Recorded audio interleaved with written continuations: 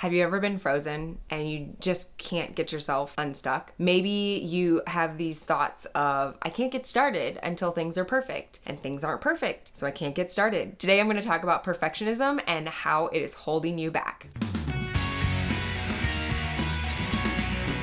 Hi, my name is Tammy Bartles, and welcome to my channel, Pursuit Over Perfection, where I encourage women to organize chaos one routine at a time. As a recovering perfectionist myself, who still struggles on occasion, I have very much learned that perfectionism really is just something that causes so much more overwhelm and anxiety, and in all reality, nothing really good comes from it. A few weeks ago, I created a video about how to reduce the overwhelm, that changing your scenery, changing your mindset, and creating those routines are going to help in that. Today, I am talking much more about how perfectionism is actually holding you back. First of all, I want to just say nothing in life is perfect. We all know this, yet we still continue to live this life thinking that we have to be perfect, and the only person that was ever perfect was Jesus, and never were we asked to be perfect. So in all reality, that should be a pretty big weight that's lifted off of our shoulders. So 3 ways that perfectionism are holding us back. First and foremost, comparison is something that is holding you back. We live in a world today that everything is put in front of us through social media. Whether it is the food we're eating, the sports teams that our kids are playing, the houses that we live in, what my family is doing versus what your family is doing. In the grand scheme of things,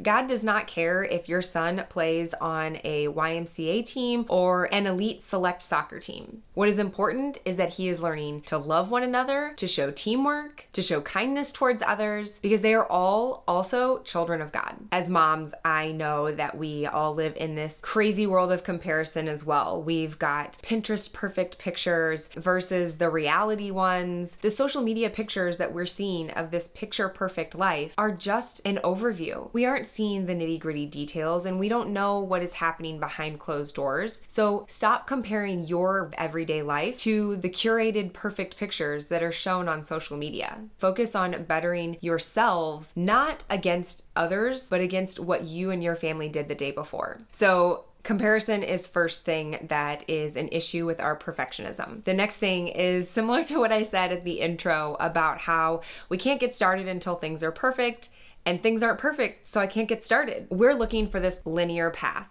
to take our family on, to take our business on, and let's be honest, that's not how life happens. We are constantly going in ups and downs and peaks and valleys, and that is real life, and that is okay. In these peaks and valleys, we're just learning and we're growing, and it's allowing us this time to pursue a relationship with God and to be able to grow closer with Christ. Stop looking for that perfect scenario to get started. Take that first step. Let it be a little rocky at the beginning. This leads right into that last step of perfectionism that holds us back. We also are always trying to look for those big giant leaps and those big giant things that are going to give us those big wins because we want that instant gratification. And guess what? That rarely happens. It's important to understand that those big steps are not what are going to be the norm. You have to take those baby steps. You have to dip that toe in. You have to be able to step forward and be able and willing to make mistakes and know that you're going to learn from them and better yourself from them. I've said it before, don't put off for tomorrow what can be done today. Your future self will thank you. Stop trying to be perfect. You put that pressure on yourself,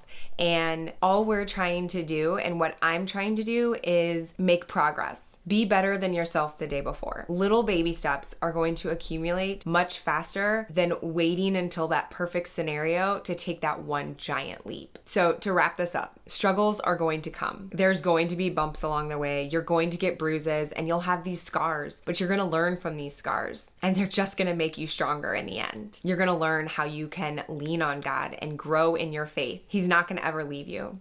He's not expecting you to do all these things alone. He's not expecting you to have this perfect life. This may sound oversimplistic, but in all reality, this is something that I had to do about a month ago. I was diagnosed with Hashimoto's and hypothyroidism, and honestly, my diet and health routine was changing drastically. Honestly, I was frozen and stuck, and I didn't know how to even meal plan anymore because there were so many new dietary restrictions for myself. I just didn't even know where to begin. I was comparing myself to others that were so much further along in their journey and how they had figured out things and looking at what they were doing, but I wasn't there yet. So I had to stop that comparison. I had to stop trying to figure out that perfect plan because there wasn't gonna be one. It's gonna be a learning process. And then I also needed to just take that first baby step. So I had to take it day by day. In all reality, it's been a journey already. And I know there's so much more. These bits and pieces that I'm learning as I go, they are making me grow and get stronger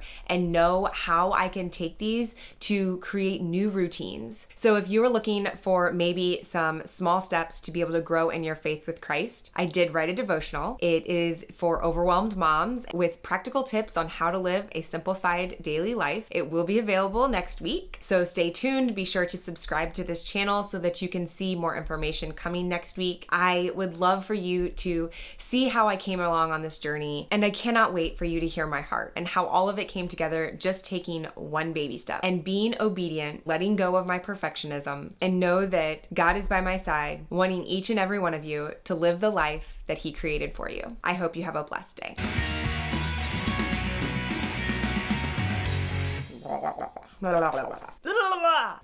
What? Okay.